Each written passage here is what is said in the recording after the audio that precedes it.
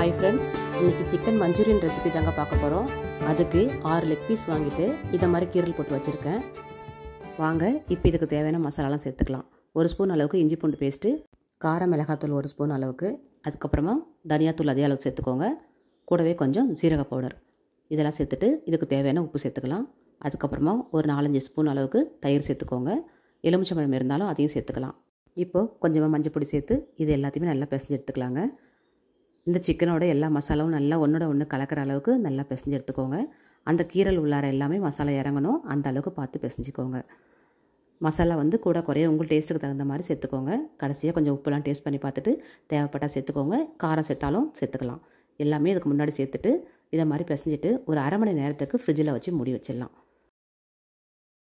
மசாலா எல்லாமே நல்லா சிக்கனோட கலந்து வர அளவுக்கு மூடி வச்சு ஃப்ரிட்ஜில் வச்சிடுறேங்க. இப்போது ஸ்டவ் ஆன் பண்ணிவிட்டு கடாயை வச்சுக்கலாம். தேவையான அளவுக்கு எண்ணெய் சேர்த்துக்கோங்க. சேர்த்துக்கிட்டு நம்ம ஊற வச்சுருக்கிற சிக்கன் எடுத்து இப்போ ஃப்ரை பண்ணி எடுத்துக்கலாம். இப்போ நம்ம அதுக்கு முன்னாடி நல்லா பைண்டிங்காக பாருங்கள், இந்த மசாலா எல்லாமே நல்லா ஊறி இருக்கும். இருந்தாலும் இந்த மசாலா எண்ணெயில் பிரியாமல் இருக்கிறதுக்கு கொஞ்சமாக கார்ன்ஃப்ளவர் சேர்த்துக்கலாம். கார்ன்ஃப்ளவர் இல்லை அப்படின்னாக்கா அரிசி மாவு கூட நீங்கள் சேர்த்துக்கலாங்க. ஒரு 2 ஸ்பூன் அளவுக்கு எடுத்து நல்லா சலிச்சிட்டு இதில் சேர்த்துக்கோங்க. சேர்த்துக்கிட்டு நல்லா மிக்ஸ் பண்ணி விட்டுக்கலாம். இந்த கார்ன்ஃப்ளவர் சேர்க்கறது மூலமாக மசாலா எதுவுமே உதிராமல் நல்லா வெந்து வரும். இப்போது எல்லா மாவையும் நல்லா மிக்ஸ் பண்ணிவிட்டு ஒன்று ஒன்றா போட்டு பொரிச்சு எடுத்துக்கலாம். இந்த கார்ன்ஃப்ளவர் நம்ம கடைசியாக சேர்க்கறதுனால நல்லா கிறிஸ்பியாக கிடைக்குங்க. அதுக்காக வேண்டி தான் நான் கடைசியாக சேர்த்துருக்கேன். இப்போது எண்ணெயில் போட்டு பொரிச்சு எடுத்துக்கலாம்.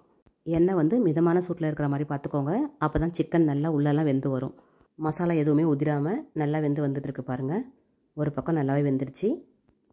இப்போ இதை நல்லா திருப்பி போட்டுட்டு இன்னொரு பக்கமும் நல்லா வேக வச்சு எடுத்துக்கலாம். பாருங்கள், நல்லா அழகாக வெந்து வந்திருக்கு ஒன் சைடு. அதே மிதமான சூட்டில் இன்னும் கொஞ்சம் நேரம் வேக வைக்கலாம். எல்லா பக்கமும் திருப்பி விட்டு நல்லா வேக வச்சு எடுத்துக்கோங்க. இப்போ இதை எடுத்து வேறு பாத்திரத்துக்கு மாற்றிட்டு மீதி இருக்கிற லெக் பீஸையும் இதே மாதிரி பொரிச்சு எடுத்துக்கலாம். மேலே கலர் மாறிடுச்சுன்னு உடனே எடுத்துடாதீங்க. நல்லா வெந்ததுக்கப்புறமா எடுங்க. இல்லைனா உள்ளே சிக்கன் வேகாமல் இருக்கும். நம்ம மஞ்சூரியன் செய்யும்பொழுது உள்ளே சவக்கு சவக்குன்னு இருக்கும். அதனால் நல்லா வேக வச்சு எடுத்துக்கோங்க. நல்லா டைம் எடுத்து நல்லா வேகட்டும். உள்ளே இருக்கிற எல்லா ஃப்ளஷுமே நல்லா வெந்து பூ போல் வந்ததுக்கப்புறமா செஞ்சிங்கன்னா சாப்பிடும்போது நல்லாவே இருக்கும். பாருங்கள், இந்த மாதிரி பொரிச்சு எடுத்துக்கோங்க. அடுத்தது மஞ்சூரியன் செய்கிறதுக்கு தேவையான பொருள்கள்லாம் எடுத்து வச்சுருக்கேன். 2 ஸ்பூன் அளவுக்கு கார்ன்ஃப்ளவர் கரைச்சி வச்சுருக்கேன். அப்புறம் சோயா சாஸ், அப்புறம் கேப்சிகம் கட் பண்ணி வச்சுருக்கேன். வெங்காயம் கட் பண்ணியிருக்கேன். 5 ஸ்பூன் அளவுக்கு டொமேட்டோ கெச்சப்பு, அப்புறம் ஸ்ப்ரிங் ஆனியன் எல்லாமே கட் பண்ணி வச்சுருக்கிறேங்க. இப்போது ஸ்டவ் ஆன் பண்ணிட்டு கடாயை வச்சுக்கோங்க. அதில் எண்ணெய் சேர்த்துக்கலாம். சிக்கன் பொரிச்சு எடுத்த எண்ணெயை நம்ம யூஸ் பண்ணிக்கலாம். இப்போது கட் பண்ணி வச்சுருக்க வெங்காயத்தை சேர்த்து நல்லா வதக்கி எடுத்துக்கோங்க. கூடவே கட் பண்ணி வச்சுருக்கிற குடமிளகாயும் சேர்த்துக்கலாம். நல்லா குட்டி குட்டியாக கட் பண்ணிக்கோங்க. அப்போ தான் சீக்கிரமாக வெந்து வரும். இப்போ நல்லா வதங்கினதுக்கு அப்புறமா சோயா சாஸையும் டொமேட்டோ கெச்சப்பையும் நம்ம சேர்த்துக்கலாம்.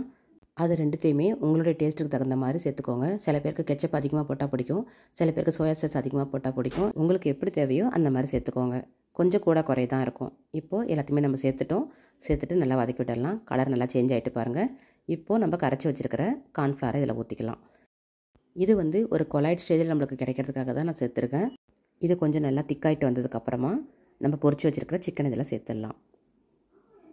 சேர்த்துட்டு நல்லா கலந்து விட்டுருங்க. சூப்பரான மஞ்சூரியன் ரெடி ஆகிடும். ரொம்ப ஸ்பைஸியாக டேஸ்டியாக இருந்துச்சுங்க. சாப்பிட்றதுக்கு அவ்வளோ பிரமாதமாக இருந்தது. நீங்களும் இதை மாதிரி ட்ரை பண்ணி பாருங்கள். உங்கள் குழந்தைங்க ரொம்ப ரொம்ப விரும்பி சாப்பிடுவாங்க. நல்லா மிக்ஸ் பண்ணி விட்டதுக்கப்புறமா பாருங்கள், அதனோட டெக்ஸ்சர் எவ்வளோ சூப்பராக இருக்குது. இப்போது நம்ம கட் பண்ணி வச்சுருக்கிற ஸ்ப்ரிங் ஆனியனை அதில் சேர்த்துடலாம். சேர்த்துட்டு நல்லா மிக்ஸ் பண்ணி விடுங்க. இது தனி ஃப்ளேவர் கொடுக்கும் இந்த மஞ்சூரியனுக்கு. அதனால் இதை ஸ்கிப் பண்ணாமல் சேர்த்துக்கோங்க. சப்போஸ் இது கிடைக்கல அப்படின்னாக்கா கொத்தமல்லி தடை கூட நீங்கள் தூவிக்கலாம். ஆனால் அது வேறு டேஸ்ட்டில் இருக்குங்க. இப்போ ரெடி பண்ணிட்டோம்.